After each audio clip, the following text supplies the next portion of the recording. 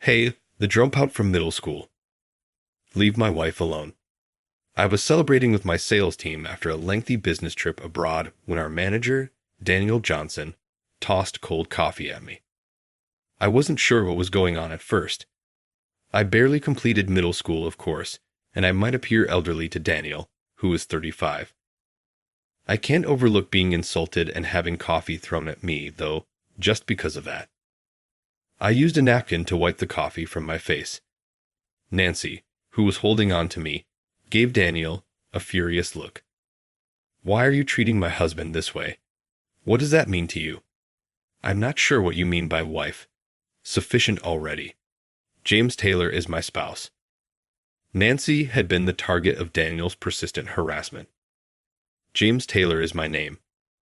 I work in the sales division at the main office of Miller Trading, and I am 50 years old. People are usually jealous when I tell them that I work at Miller Trading. Working for a company like Miller Trading that has international operations seems to ensure a solid future in these uncertain times. To be honest, I consider myself really fortunate to be employed at Miller Trading. But getting a job at a big corporation like ours wasn't simple. One of the fundamental requirements for work is a college degree. However, I lacked such a formal education. Actually, in middle school, I dropped out of school. It wasn't because I was bullied or because I detested learning. There were quite tight rules at my middle school, the kind that would cause problems for parents nowadays.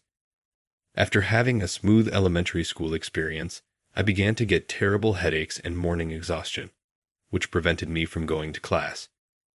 I was taken to several hospitals by my anxious parents, but no cause was identified. I might probably say that at the time, I was simply psychologically weak. In the end, I was unable to attend high school and barely attended middle school. I believed my life was over during those hopeless days. However, Uncle Tom Taylor made contact. He recommended that I attempt working as an apprentice at Miller Trading, where he was employed. I took his offer since I was desperate for a change and began working as an apprentice at Miller Trading's main office. I made copies, delivered messages to other departments, cleaned the office and restrooms, and served tea. When my supervisor acknowledged my computer expertise, it was a significant turning point. I had mastered everything from complicated spreadsheets to simple programming languages during my time out of school. People in the company started to depend on me over time. I got to where I am now by becoming a full-time employee after 10 years of consistent labor. Uncle Tom Taylor has my sincere gratitude. I have gained the trust of people in senior jobs by supporting them behind the scenes, despite the fact that I never held any positions or climbed the corporate ladder. During my solitary, eventful days of sadness, I could never have envisaged the honor of working in the main office's sales department at the age of 50. In addition, I had a space where I felt comfortable away from work. I was playing online games, a pastime of mine since school, and conversing with other members of the same clan. It turned into a great joy. We don't know each other's residences, everyone uses screen identities, and nobody reveals their age. For people who are exhausted by relationships in real life, this anonymity offers a haven. King is my screen name. Tiger, who recently joined our group, began boasting about his wife. We are extremely jealous of people like us who are socially awkward and have no relationship with women. You would assume that a 50-year-old man who is addicted to online gaming is not only unlucky with ladies, but also a little unsettling. At work, I keep my intense interest in online gaming a secret. In my eventful life, it was as if an angel descended before me, a stunning presence named Nancy Miller. A 28-year-old employee, Nancy is the CEO's niece and joined our company after graduating from a prestigious university. She works seriously and earns the admiration of her colleagues. It's apparent she will step up to a significant position and build a successful career. She's not only beautiful, intelligent, and considerate, but also part of a family that runs a major corporation. Given our age difference, I had given up from the start on any chance with her. Other single male employees were trying various ways to win her favor. It seems Nancy found this attention annoying. Perhaps seeing me as safe since I didn't make any advances, she started seeking my advice. Though I've had some sort of romantic experiences, none have been successful, making me doubt if I was suitable to counsel Nancy.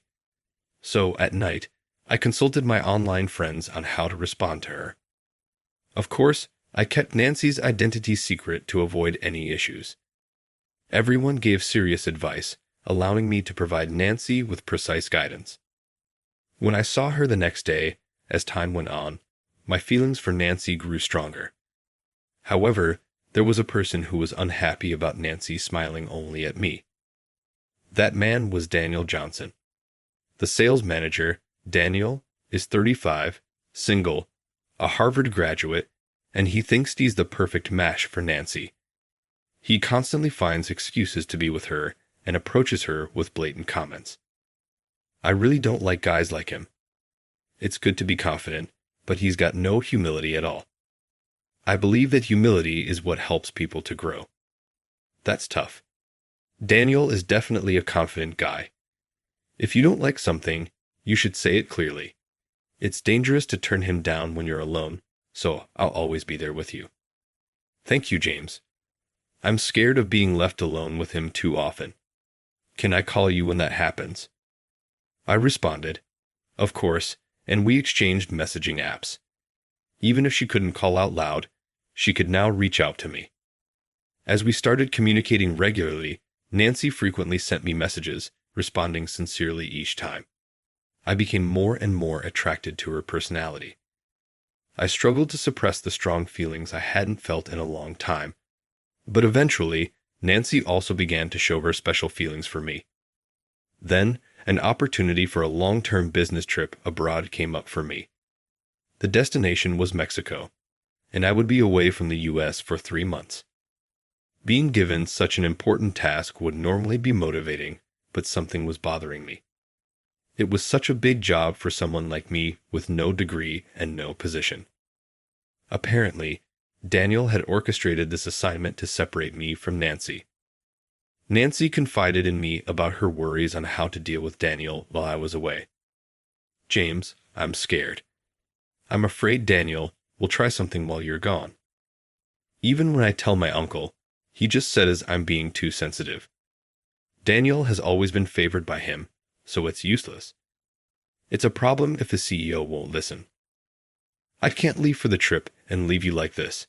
We need to find a solution. After many discussions, we found a way to calm Nancy's concerns before I left for my trip to Mexico. Since Mexico is in the same time zone, I could still keep in touch with my friends back in the U.S. as usual. Of course, I brought my game controller with me. In my hotel, I connected my computer to the internet and joined our chat. Whether I was in the U.S. or Mexico, our conversations remained the same. I shared why I was in Mexico and asked if they knew any famous places or must-visit spots. I'm here in Mexico for work. Do you have any recommendations for good places to visit? I've never been abroad. The furthest I go is the local convenience store.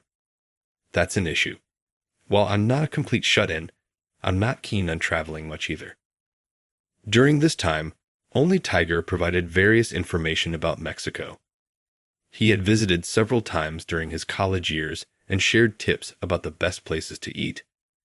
I quickly noted down the restaurant names on my phone, planning to visit them the next day. Then, an unexpected question threw me off. Hey, do you work at Miller Trading by any chance? No way. If I worked at such a big company, I'd be living a much better life. I was internally panicking, but managed to deflect the question. Given the recent global events, Miller Trading's Mexico branch had frequently appeared in the news, so it might not have been a significant question. Still, I broke into a cold sweat, thinking I might have been exposed. Meanwhile, back in the U.S., Nancy decided not to go to the office while I was away. This caused a stir in the sales department, but any potential problems would have been worse. Daniel was troubled by Nancy's absence and repeatedly tried to contact her. Nancy told me she couldn't block his calls and was feeling anxious. Worried about Nancy, I worked hard to finish my tasks as quickly as possible, exceeding my goals. I managed to cut my trip short, returning home in 2 months instead of the planned 3. When I returned to the office, the entire sales team welcomed me with smiles. The results I had achieved were also a big win for the sales department, and everyone was delighted. Nancy, who had been on leave, also came to celebrate my return. Getting carried away, Nancy jumped into my arms and wrapped her arms around my neck. Seeing this, Daniel approached with an angry face. "Hey, the middle school dropout. Get away from my wife." Daniel then threw cold coffee at my face. At first, I didn't understand what was happening. Sure, I only graduated middle school, and to 35-year-old Daniel, I might seem like an old man, but that didn't justify being insulted and having coffee thrown at me. I couldn't just stand by and take it. Daniel's outburst caused an uproar in the sales department. One of the stronger employees restrained Daniel, making it impossible for him to move. This wasn't the welcome back party I had expected. "James, are you okay? Did you get burned?" Nancy asked, concerned. "Daniel, what are you doing? That's dangerous. And above all, it's incredibly rude to James." Nancy, who had been hugging me with her back turned, didn't immediately understand what had happened. Seeing the commotion and looking at my face, she finally realized the situation. I tried to reassure everyone by smiling. "It's okay. It was just lukewarm coffee, and luckily I wasn't wearing an expensive suit. Still, your shirt is stained. You should take it off and wash it quickly," one of the female employees said. "I'll go buy a replacement shirt nearby," she added, rushing out of the office. But what did Daniel mean by calling Nancy his wife? "What do you mean, wife? When did Nancy become your wife?" "Shut up. Nancy is my precious wife. There's no man who loves her more seriously than I do." There are people, particularly in the otaku community, who love something so much that they call it their wife. While I'm not an otaku, I know there are those who genuinely love characters, dolls, or figures and refer to them as their wife. Given my long-standing familiarity with this, it didn't seem so strange to me. However, for Nancy and the other employees, Daniel's behavior was nothing but creepy. Daniel's face turned redder than usual as he struggled. I wiped the coffee off my face with a handkerchief. Luckily, the coffee was cold, so I didn't get burned, and none got in my eyes. Nancy, still clinging to me with one arm around my neck, glared angrily at Daniel. Finally, she said something that Daniel would find unbelievable. "Hey, what are you doing to my husband?" "What husband? What do you mean by that? I don't understand what you mean by wife." "Enough already. My husband is James Taylor." Dan looked at Nancy and me in shock, alternately staring at us. "No way. But you have different last names. Nancy still has her maiden name, and I never heard about James changing his name." "We kept it secret so no one would notice," I replied. I found it incredibly creepy. Nancy's sudden confession shocked the other employees as well. They immediately started questioning us about the truth. "Nancy, when did you marry James?" "Just before James went to Mexico. I'm sorry for keeping it a secret. I was afraid of situations like this and avoided coming to work. There was a reason for my absence while James was away." Seeing Daniel's behavior now, it was the right decision. Everyone understood why we kept our marriage a secret. Daniel's obsession with Nancy was obviously abnormal. It's easy to imagine he wanted to push me away to get closer to Nancy. At this point, it's okay to tell the truth, I said, holding Nancy tightly. Nancy and I got married when my overseas assignment was confirmed. I never thought I'd get married at 50, so life is full of surprises, and to a woman 28 years younger, who is also the CEO's niece. Initially, we were prepared for strong opposition, and Nancy even considered eloping. However, both her parents and her uncle, the CEO, respected my work, and supported our marriage. Nancy grew up in a free-spirited household, making her independent. She consulted her family when applying to schools and joining the company, but she made the final decisions herself. I didn't join the company to have an easy time under my uncle. I joined because our company values diversity. James, aren't you glad you joined our company too? Sure, I didn't graduate from high school, but I never felt inferior about my education. Our company values our achievements and efforts more than our past. I'm really glad I joined this company. That's right. And besides, if you had joined another company, we might never have met. Nancy was absolutely right. There were many reasons to be glad I joined Miller Trading, but the biggest was meeting Nancy. With our family's understanding, we planned to marry as soon as possible. If Nancy stayed single, Daniel's behavior could get worse. Nancy had enjoyed her single life, living alone until now, but it would be risky if there was distance between us when she needed protection. So she moved into my apartment just before my trip. We went to City Hall at night and submitted our marriage registration. The next day, I left for Mexico. We decided to wait until I returned to announce our marriage to avoid Daniel's potential outrage. Even living apart, we felt like newlyweds. We kept our smartphones on video chat constantly, showing each other our rooms. Whether cleaning, cooking, or watching TV, we stayed online together. We didn't talk much, but it felt like we were in the same room. This kind of online cohabitation is something many couples experience. For couples like us who live apart, it's a perfect way of life. On weekends, I take my smartphone and explore tourist spots and popular shops in Mexico. I'd buy clothes or accessories that Nancy liked and send them to the US. Nancy would wear the items and show me through her phone. It felt like we weren't far apart at all. It was like we were both in Mexico together, enjoying our new-lived life, even though we couldn't physically hold hands. We knew we'd make up for the time apart once the business trip was over. Being apart only intensified our feelings for each other.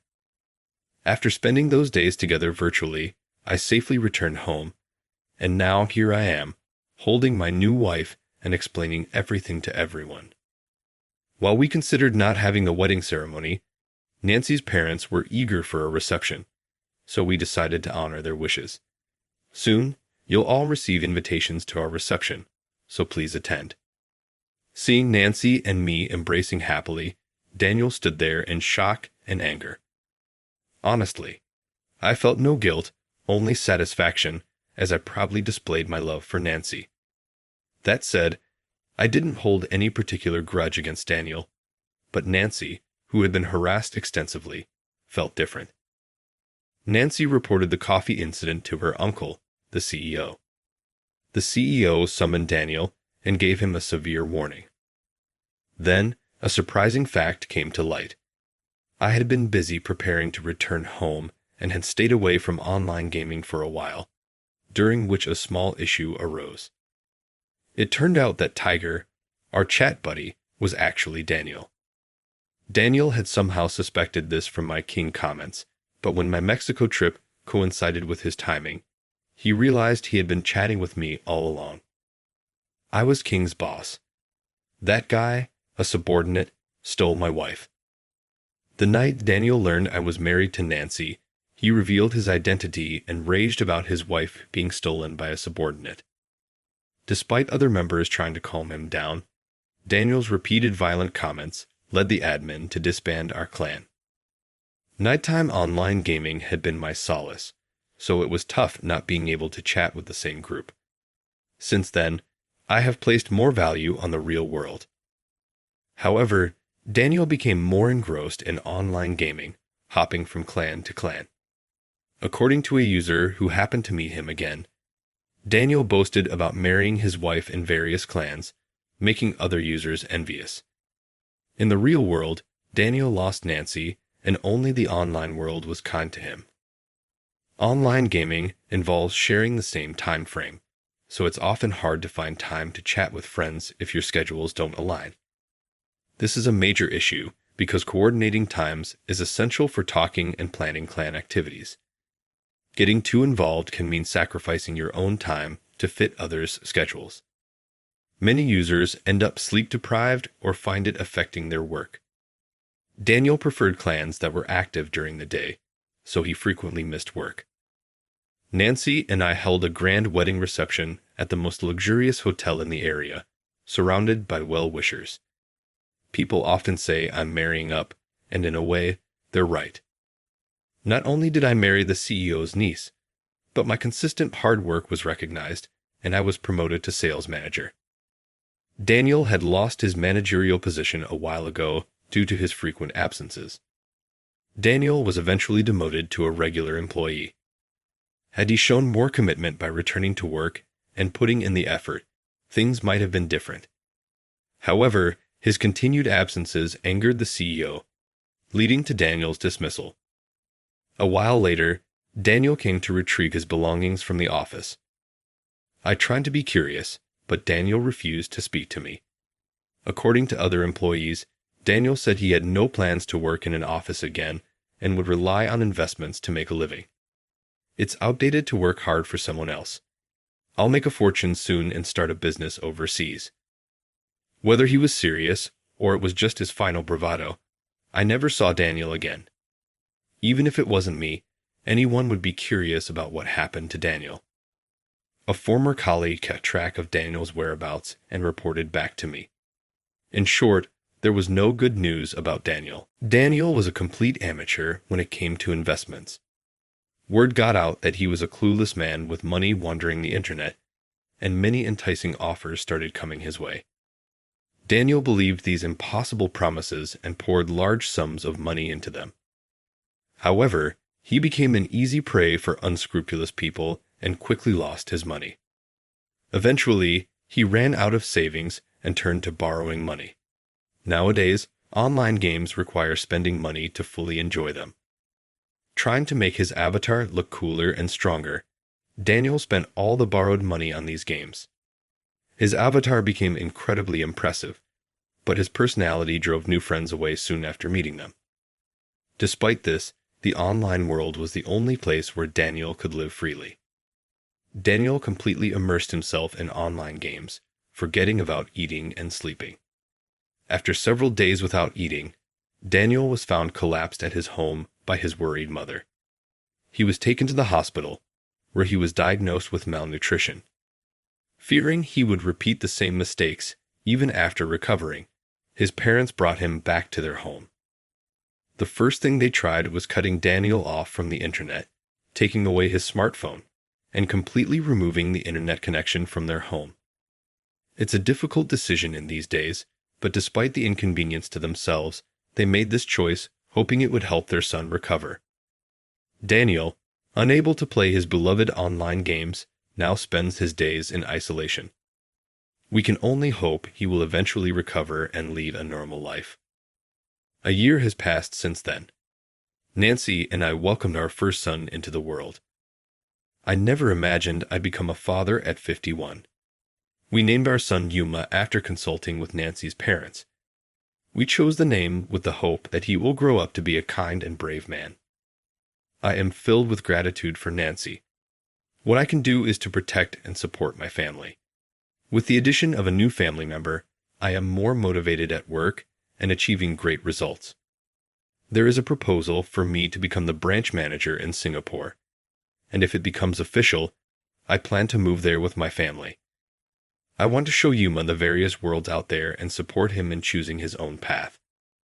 Life is challenging, and everyone faces setbacks to some degree. I believe that the role of family is to support each other and guide each other to the next step. When I faced setbacks in middle school, my uncle's support saved me. This makes me grateful to my family and eager to teach Yuma that it's possible to overcome failures.